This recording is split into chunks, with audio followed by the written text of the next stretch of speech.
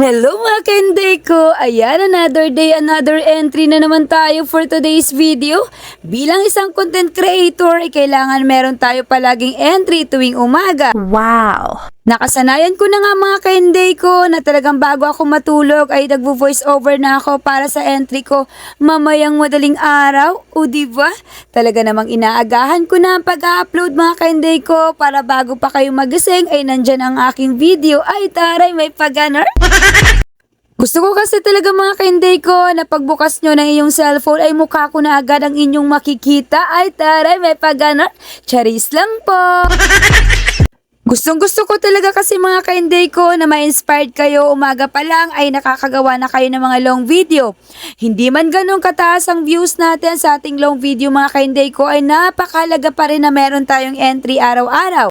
At eto mga kainday ko, nagsisigaw nga ang inyong Inday Maria dyan. Paano ba naman kasi ay meron ditong nabaling saging at hinog na nga ang kanyang mga saging mga kainday ko at yung iba ay nabubulok na.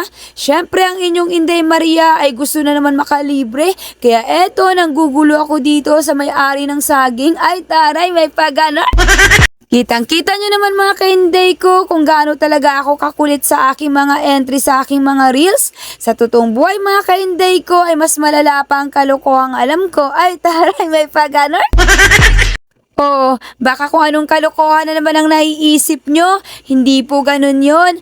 Ang gusto ko pong sabihin ay talagang kung anong good vibes ang nakikita nyo sa akin sa mundo ng social media. Ay talaga namang ganun din sa totoong buhay. Gusto ko kasi mga kainday ko laging masaya lang dahil ayoko po talaga ng malungkot dahil sa sobrang dami ng problema at stress na pinagdadaanan namin ay ayokong maramdaman iyon ng mga tao na nakapaligid sa amin. Nasanay kasi ako mga kainday ko na maging strong sa buhay simula nung nawala ang aking mga magulang tapos tumira na ako sa aking ate.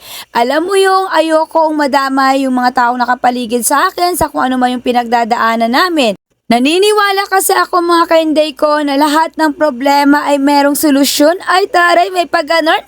At eto nga pala mga kainday ko, yung saging na talagang pinag-iinitan ko talaga mga kainday ko. Ay eto, nakuha ko rin. Ay taray, may pag-ganon.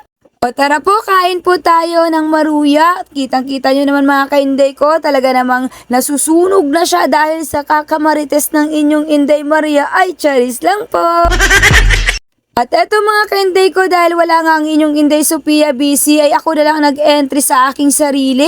Kinuha ko nga pala ang isang case na coke doon sa aking kapitbahay dahil doon ako nakisabay sa kanila na nagpa-order para hindi masyadong malayo ang aking lalakarin. Ay taray, may pag-ganon. Wow! Syempre hindi mawawala ang pa-video ko dahil gustong-gusto ko talaga mga kainday ko na makita nyo kung gaano ako kaganda. Ay taray, may pag-ganon. Yun po talaga yung sasabihin ko mga kainday ko dahil sino pa ba ang pupuri sa akin kundi ang aking sarili lamang. Ay taray, may pag-ganon. Charis lang po. O baka may magalit dyan. Ayoko kasing talaga mga kainday ko na sabihan ng sarili ko ng pangit. Dahil mamaya magkatotoo ay talagang ayoko na tumingin sa salamin. Ay taray, may pag-ganon. Kung bago ka pa nga lang mga kainday ko sa page ko, baka pwede namang palambing.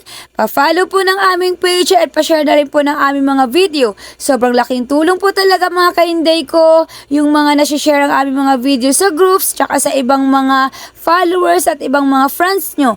Nadadagdagan kasi ang aming mga views at talaga namang natutuwa ako kapag ganun ang nangyari. Ay taray, may pag-ganar. Wow! Basta kayong mga content creator na nag-uumpisa pa lang, paulit-ulit kong sinasabi sa inyo ay wag na wag kayong agad huminto. Magpatuloy lang kayong mag-entry ng inyong mga reels at long video. Pasaan ba't darating din ang panahon lahat ng tools na mamomonetize kayo ay makukuha at makukuha nyo rin yan tulad ko? Hindi naman talaga madali mga kainday ko na mamonetize dito sa mundo ng social media. Pero kapag masipag kang mag-entry, masipag kang magpapansin at masipag kang makipag-engage sa kapwa mo content creator ay talaga namang mapapadali ang buhay mo ay mapapadali kang mamonetize dito sa mundo ng social media. Kaya go lang mga kainday ko, huwag kayong mawala ng pag-asa. At eto mga kainday ko, paakyat nga kami ngayon sa bahay ng kanilang lala. Dahil ngayong araw kasi mga kainday ko ay babalik na ang Daddy Junji nila sa Dubai. Syempre, hindi na naman namin alam kung kailan ulit sila babalik. Yung last time kasi nung uwi nila ay 5 taon din ang nakalipas. O diba, talaga naman sobrang tagal po talaga dahil hindi naman talaga biro ang pamasahe papunta at pauwi. At eto, nakasalubong namin mga kainday ko yung nagtitinda ng tinapa. Ang sabi ko sa kanya, kuya, i-video kita. At alam niyo ba kung anong sagot niya? Oo, video mo ako kasi maganda din yan pang entry sa Reels. Ay, taray, may paganon. Sana all talaga naiintindihan ng pagiging isang content creator. Natanong ko nga si kuya kung bakit niya alam. Ang sabi niya ay nagre-reels din daw siya. Oy, talaga naman. Shout out sa iyo kuya. God bless at sana maubos lahat ng iyong paninda. At nandito na nga kami ngayon mga kainday ko sa bahay ng aking biyanan. Nakakatuwa nga tingnan dahil nailagay na kasi yung net sa kanyang mga halaman at ayun hindi na masyadong mainit. Hindi na masyadong tamang-tama ang init sa kanyang mga halaman kaya talaga namang ang ganda-ganda pagmasdan. Wow. At eto nga mga kainday ko, ang dudong kalib namin ay walang tigil sa kakanguya ng kanyang pagkain. Ewan ko talaga sa batang to parang hindi nabubusog. Nakailang balat na nga siya mga kainday ko ng saging dyan at ang sabi ko sa kanya ay mamaya naman ulit dahil mamaya sumakit ang kanyang tiyan. Hindi nga namin kasama kanina mga kainday ko si Inday Sofia dahil meron siyang pinuntahan at meron siyang tinulungan mag-edit para kahit papano ay meron siyang ekstrang pera. Ay talaga naman, ang sipag-sipag din talaga ng inyong Inday Sofia. At eto na nga ang inyong dudong kalim kung ano-ano naman ang naisip laruin. Ang sabi ko nga sa kanya dyan mga kainday ko ay huwag siyang makulit dahil kanina pa siya kain ng kain tapos takbo ng takbo. Ilang araw na nga rin mga ganday ko hyper ang inyong dudong kalib. Paano magaling na kasi siya sa kanyang ubot sipon. Kaya eto, banat na naman sa pagkain ng saging. Sobrang hilig niya talaga mga kainday ko kumain ng saging. At buti na lang talaga sa sobrang init ng panahon ay talaga naman ang inyong dudong kalib ay sobrang lakas uminom ng tubig. Wow. Nagchat na nga sa akin dyan mga kainday ko, yung pinuntahan ni Inday Sofia.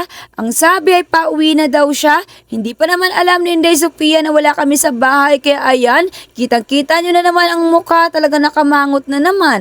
Medyo busy din kasi talaga ngayon mga kainday ko ang inyong Inday Sofia ka talagang hindi maipinta ang kanyang mukha. Ang sabi ko sa kanya ay mag-smile naman siya at i-video ko siya sa aking long video. Kaso nga eto, tutok na tutok sa kanyang gawain. Ay taray, may paganon. So yun lang po mga kainday ko, huwag kayong mawala ng pag-asa. Entry lang kayo ng entry dahil yung mga million views na yan ay hindi po talaga natin yan malalaman at makukuha kung hindi po natin susubukan. Gawa lang tayo ng gawa ng reels, gawa lang tayo ng gawa ng long video, pasaan ba't ayon din sa atin ang tadhana. So yun lang po, God bless!